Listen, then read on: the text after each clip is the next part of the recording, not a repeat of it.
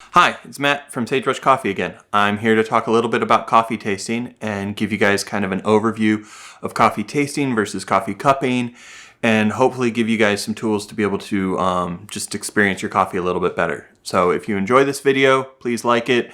If you want to hear more videos, subscribe, and you'll be able to keep up with us and some of these other videos that I'll be posting. Coffee tasting. There is a difference between coffee cupping and coffee tasting. Coffee cupping is something that the Specialty Coffee Association has put parameters around, and they are incredibly specific. The reason for that is so that you can have some sort of standard between all of these different coffee shops. I mean, think about how many places you can get coffee and everyone tells you, hey, this is what a quality cup of coffee is. They needed to create a standard. Coffee cupping includes details down to the table you're allowed to do it on, the cup you're allowed to use. The brewing process is actually very unique to coffee cupping, where you put the ground beans in a cup, you pour water over it, you smell the wet beans, you push the beans aside, you slurp the coffee out of it. It's just a very different thing than your typical coffee tasting, like what you or I would do at home. And then within the coffee cupping process, there are specific parameters,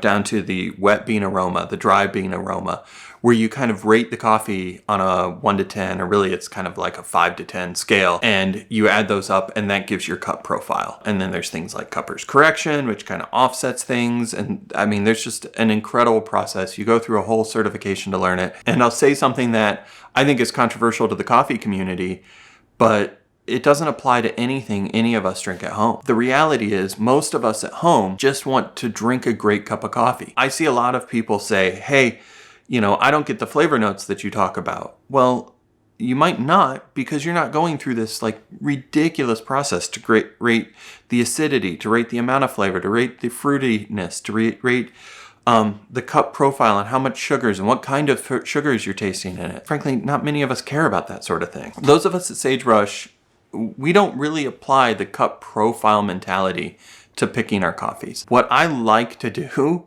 frankly, is brew my coffee in a Chemex, brew it in a pour over, put it in a coffee pot, and then talk about what it tastes like. I want to create a tasting experience that is as similar to what you guys are experiencing at home, so that when I say this coffee tastes like dark chocolate and almonds, you can say, oh yes, I taste that too, because you're brewing it the same way. That kind of leads to what does coffee taste like? I've used a wine analogy a lot to describe coffee, where people pick a wine and they range anywhere from $3.99 at the grocery store to $500 to whatever people want to spend on wines. And people will say, and it says on the label, hey, this wine has this raspberry note or this rich whatever note. That's actually very similar to coffee. The notes that we're describing, it's not like you drink this cup of coffee and you can taste chocolate covered cherries, or we put some additive in it that tastes like almonds. We don't do that with coffee, and so the flavor notes are very subtle. And you might even notice it as something like, oh, this one just tastes a little bit more coffee-ish. I've heard that term so many times, and I know exactly what you mean when you say coffee-ish. Normally I mean like dark chocolate or some sort of a rich chocolate. It's things like that that impacts more of what flavor is. I do think these coffees have a huge spectrum in the flavor profiles. And if you think about honey, we have some orange blossom honey that tastes so floral, it barely tastes like honey because of the orange blossoms that the honeybees used. That's probably a more similar analogy with coffee. When you get a Sumatran coffee, you can taste the soil in that. And if I put next to anyone, I don't care if you tell me they all taste the same to you. If I gave you a Sumatran coffee and then gave you a dry process Ethiopian that is fruity, you may not be able to distinguish some of the specifics that we describe in the coffee, but I 100% guarantee you that if you taste those two cups of coffee, you'll be able to say, oh yeah, those are two different country of origins for sure. So that kind of leads to, now how do you pick a coffee? How do you at home choose, what do I want to taste? One of the downsides to being a single origin coffee shop is we don't have the same coffee year after year after year. And so you might find a coffee that you're like, that's my absolute favorite, and then it's gone. And now you've got a decision to make, which is, how do I go find the new coffee that's as similar to that as possible? And we try to put our flavor notes in there to kind of help you along that path, but there are so many factors that you need to be able to taste your coffee to distinguish in a way that says, hey, I know this is what I like about this coffee, so when I go and buy the next one, that's what I want to look for in it. So I guess the next question is, how do you distinguish the flavors that you really like? As you start looking at the coffee you're drinking, just think for a minute about what it is you're tasting, and then look at the label on your coffee. What country is it from? What's the process? What are some of the flavor profiles that I give you? Like, what are the flavor notes? What country does it come from? What is the process that's used? What are the flavor notes listed today? A little bit of what's the roast level, but frankly, that more draws the flavor notes out. And look at that coffee.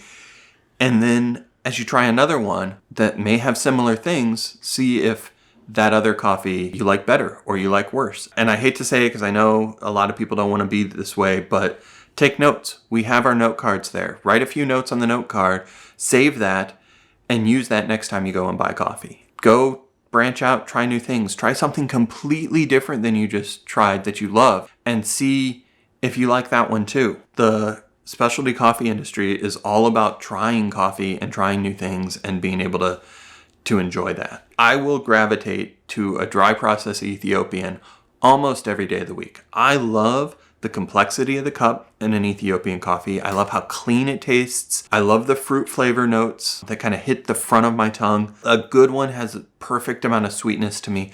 I adore those coffees. My wife, Jenna, can't stand them.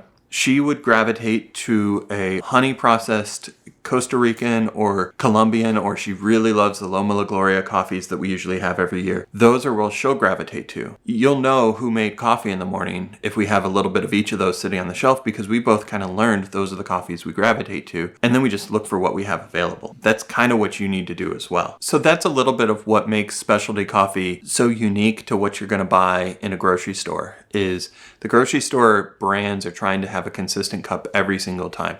Specialty coffee gives you the ability to kind of pivot what you're enjoying and sample different coffees. And so that's one of the things that I think makes specialty coffee fun. But you have to be willing to pivot. I talk about dry process Ethiopians as my favorite all the time.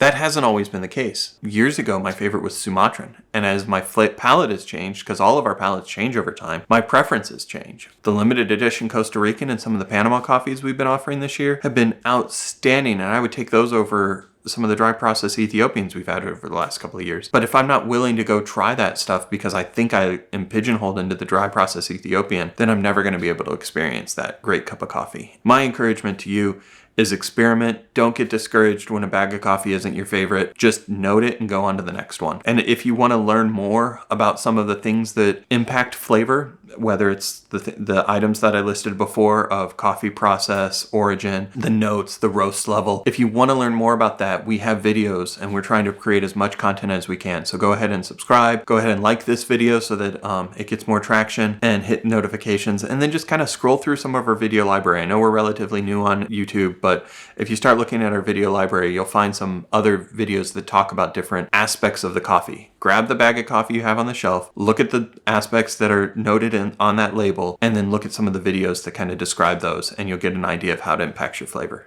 Thanks a lot.